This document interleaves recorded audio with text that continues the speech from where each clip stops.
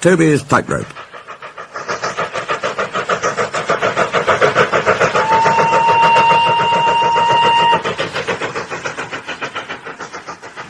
The manager spoke to Mavis severely. "You are a very naughty engine. You have no business to go jauntering down Toby's line instead of doing your work up here." "It's that Toby," protested Mavis.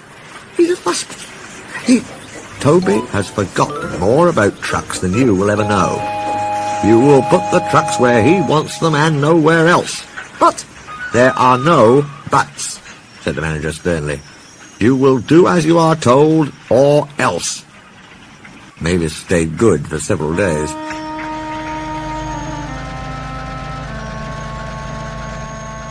Mavis soon got tired of being good. "Why shouldn't I go on Toby's line?" she grumbled.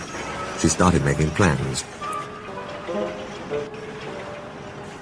At the top station, the siding arrangements were awkward. To put trucks where Toby wanted them, Mavis had to go backwards and forwards, taking a few at a time. "If," she suggested to her driver, "we used the teeniest bit of Toby's line, we could save all this bother."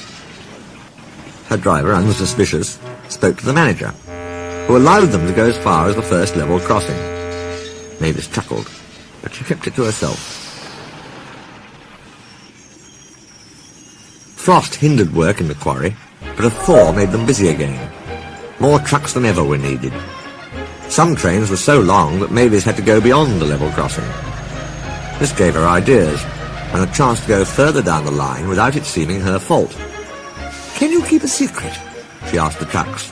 Yes, they chattered.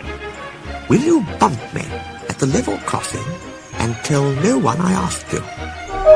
The trucks were delighted and promised.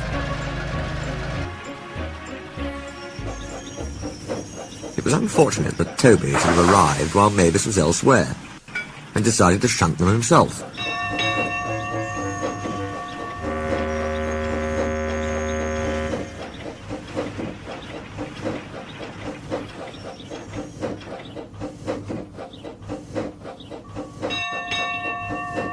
They reached the level crossing, and Toby's brakes came on.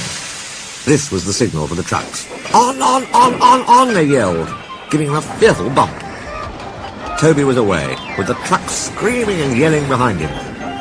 What none of them realized was that with the warmer weather, melted snow from the mountains had turned a quiet stream into a raging torrent, and that the supports of the bridge they were approaching had already been undermined.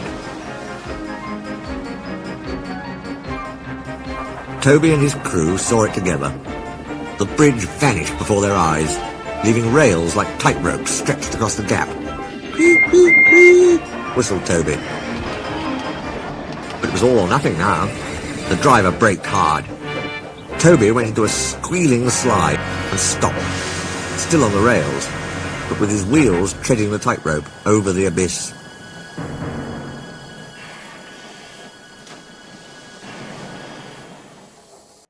Mavis was horrified. She brought some men who anchored Toby with ropes, while she pulled the trucks away. Ropes were fastened between the two engines. Toby still had steam and was able to help, so he was soon safe on firm track and saying thank you to Mavis. "I'm sorry about the trucks," said Mavis. "I can't think how you managed to stop them in time."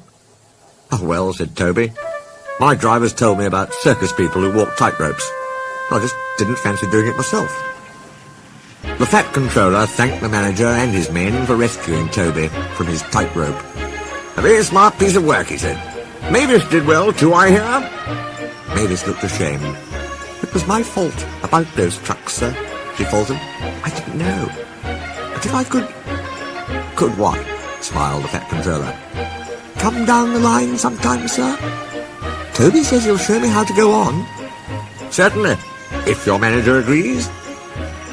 And so it was arranged. Mavis is now a welcome visitor at Farker Shed. She's still young, and still makes mistakes. But she's never too proud to ask Toby. And Toby always helps her to put things right.